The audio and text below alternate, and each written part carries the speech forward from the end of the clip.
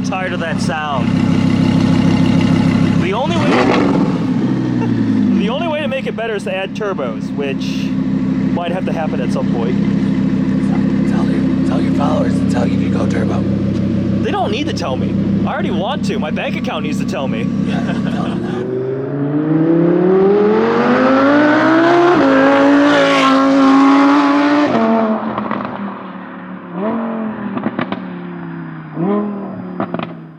I am starting to think that procrastination is just an inherent part of human nature. I've had the R8 for almost a year now, and I still haven't tinted the car, so it's still a fishbowl. It has PPF protection, ceramic coating, and so forth, and it's on winter tires. But finally, we're getting time today to take the R8 to dynamic detailing, where we're getting it tinted. We also have to pick up the stock exhaust that's been stored at B-Rogue Built, along with my summer tires, which were also stored there when I swapped to Soto Zeros. We've got a F-150 press car this week, so we're gonna be taking the truck there. The R8 is coming out. I've missed it. I haven't driven it in quite a while because I've had other cars line up. I know, serious first world problems. So the R8's been sitting on a trickle charger. So obviously to start a R8 vlog, you gotta have a cold start. First, we'll disconnect the battery tender.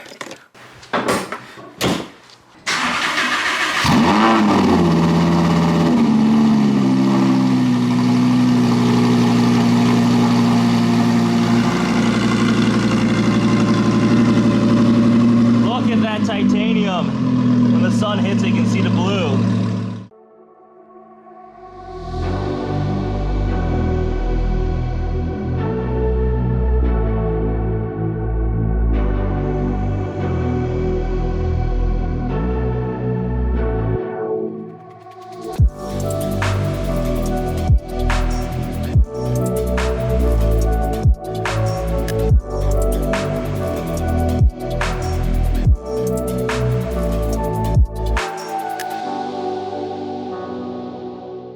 As always, step one is Starbucks. I miss driving this car. After spending so much time in big SUVs and trucks this winter, this feels like a tiny little go-kart.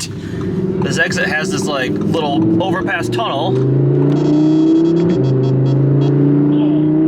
It's always fun to drive through.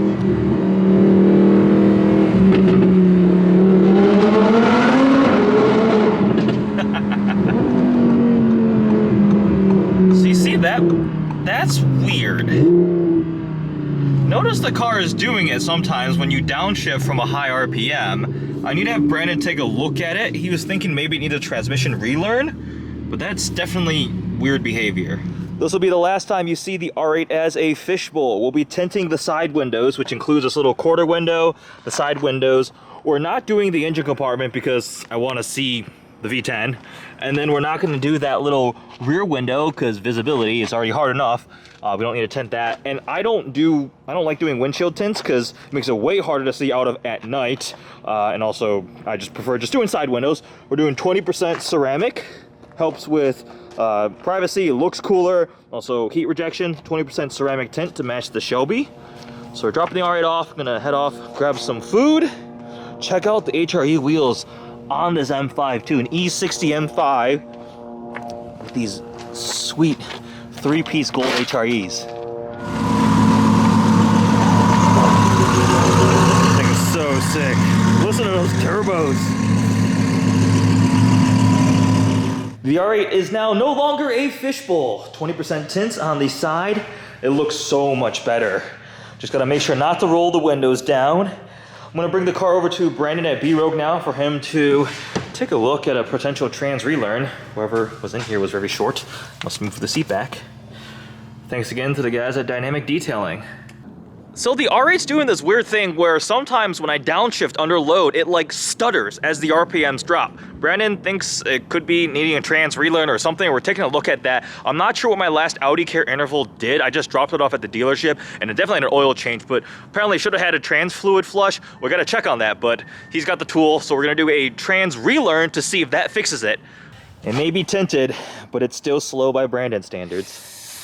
A little bit. At least it's loud now, right? Yeah, it sounds good. It sounds good. Austin did the beautiful weld work. See the titanium turning all blue? It looks so nice. Yeah, look at that. That's sweet. But I'm already done. You already done?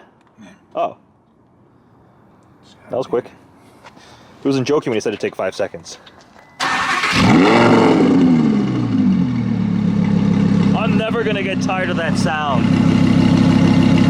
The only way to make it better is to add turbos, which might have to happen at some point. Tell your followers to tell you to go turbo. They don't need to tell me. I already want to. My bank account needs to tell me. Yeah, tell them now if you do that. So it's no secret that I want to buy a C8 Z06, but here's like the scenario. Like I've got the pinnacle of first world problems. If I can't manage to buy a C8 Z06, I'm just gonna twin turbo the R8. So, I mean, there's only this much money that needs to go in a certain location. If it doesn't happen to be a Z06, I'm gonna have a twin turbo rear wheel drive R8.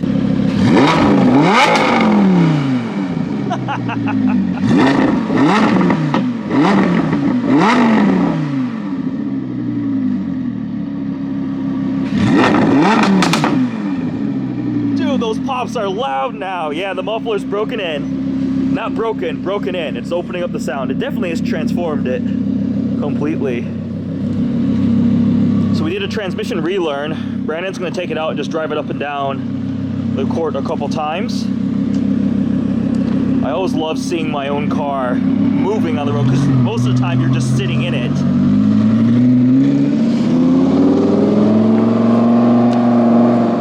Get ready for some fantastic noises.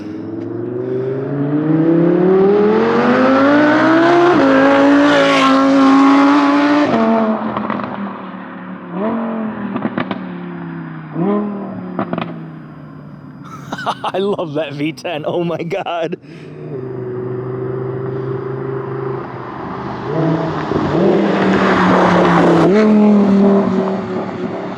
Oh, it's doing it still. There we go. That is the exact thing that I was describing. You can hear how it's like stuttering. It's just on downshifts when it's under load.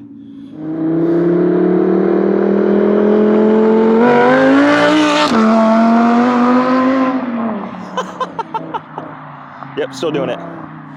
The car sounds so freaking epic, but it's still doing the thing where on under load, like downshifting here, it's like stuttering. It's like grabbing and letting go. Don't know what's going on. So we'll see what Brandon thinks once he gets back.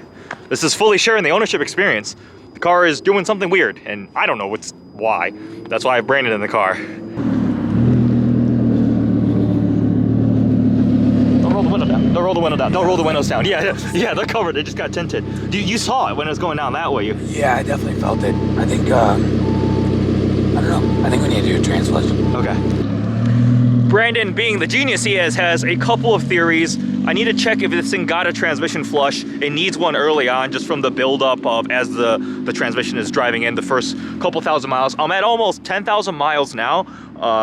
Nothing would have been damaged, but that could have been the reason. We're all hypothesizing right now. He's got a bunch of other potential ideas. We'll take a look at it. We'll get it figured out. The car is driving fine. Like Brandon just said, it's great. Like under acceleration, everything is just under decel. That it sometimes has this weird like kind of stutter hesitation type of thing. We'll get it figured out at some point. Worst case scenario, build transmission and twin turbos. No.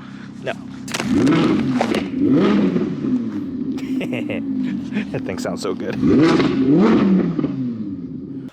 The R8 is back home and in the garage and tinted. Can't roll the windows down for a couple of days as the film cures. I don't know if I'm actually being driving it for a couple of days off to Los Angeles soon, but just in the garage it looks so much better. Matches the Shelby tint. And again, you can see nothing on the windshield on a Shelby either. So you can still see in and out, but it definitely darkens the cabin a bit. And it's also nice how like it matches the gloss black across here to the upper blade. Again, on the RWS, the lower side blade is body painted, whereas the top is gloss black. No OEM carbon on this thing. Black mirror caps. Next up, I will have to do black badges. Hook this up to the trickle charger.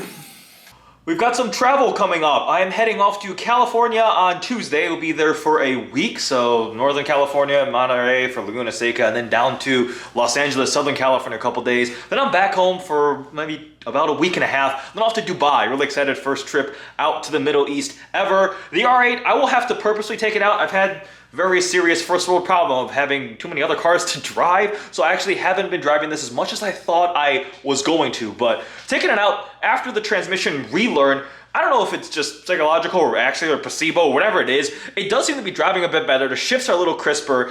What Brandon told me is all these newer vehicles like the R8, they're learning how the driver is driving. So with the transmission relearn, we essentially wiped its memory, so it doesn't know anything anymore. So it's relearning how I am driving. So it was pretty nice. I went through all the different modes, whether it's automatic, manual, sport, or non-sport on the way home. So I had a little bit of the hesitation like you guys heard, so we'll still be chasing that down. I gotta check if this thing had a transmission fluid flush. If not, we'll definitely get that scheduled and done. We'll finish the vlog for today and pick it up next time I have the R8 out. There was a thread on one of the R8 groups. Somebody asked, what would people sell their R8s for, or what had they sold them for? A lot of people said Huracan. A lot of people also expressed regret in selling their car. My answer was the perfect spec Ferrari 458 Spider. But the prices of those have just skyrocketed absurdity. They are well into the 200s again. When I still remember they were coming, like a really good one was like maybe 175 for like a fantastic spec one with some miles on it, but reasonable. So since those prices have gone to just, they're out of reach now, it doesn't really make any sense anymore, I don't see any compelling reason to ever sell the R8. So you'll be seeing a lot of this car. It's gonna stick around. As long as I can manage it, I will just hold on to this R8 because it's just so good all around. And with the exhaust, it sounds like an angry Huracan, so, and I fit better in it. So I don't actually want a Huracan, I prefer this. If your tint guy knows what he's doing, he'll put this warding tape over the window switches so you don't accidentally roll your windows down because you need the film to cure a little bit. So I'm leaving, can't roll the windows down for a bit. Also, after I posted the last video, I learned from my fellow R8 owners that this lid for the cup holders does indeed go further back. I was scared to just push it all the way back because you hit kind of like a detent there, you see that? But just a little bit more force and it goes further back. I didn't want to break it, but see, I learned from the last video. So I was wrong. The cup holder does go all the way back, the cover, and you can put taller bottles there, and it's fine. I will never get tired of walking up behind the R8 and seeing that titanium peeking through the grille. The B-Rogue titanium. It's like turning blue and purple. You see down there, it's still kind of the yellowish goldish. It all depends on the temperature hitting the various parts of the metal that cause it to change color. This is literally just like artwork.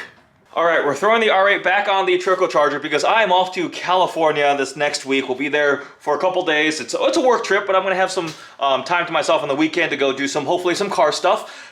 The R8 is, I still love it. I mean, it's being driven in the winter, not as much as I thought. I haven't actually taken it out with actual snow on the ground yet. So hopefully we'll get one more snowstorm and I'm actually home before that. But regardless, this R8 is great. Super, super happy to have one of these in the garage again. I had a gated V10 Spider that that's a car I regret selling. Partially because it was so cool, partially because I missed out on an enormous amount of appreciation. I sold that car and it's probably worth an extra $60,000. You live and you learn, right? I mean, hindsight's 20/20.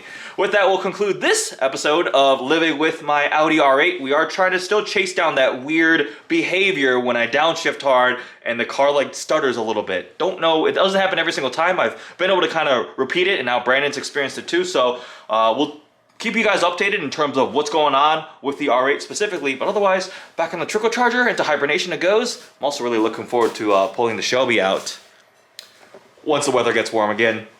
Hopefully it'll be a really good summer of car stuff in Chicago. Thanks for watching, guys.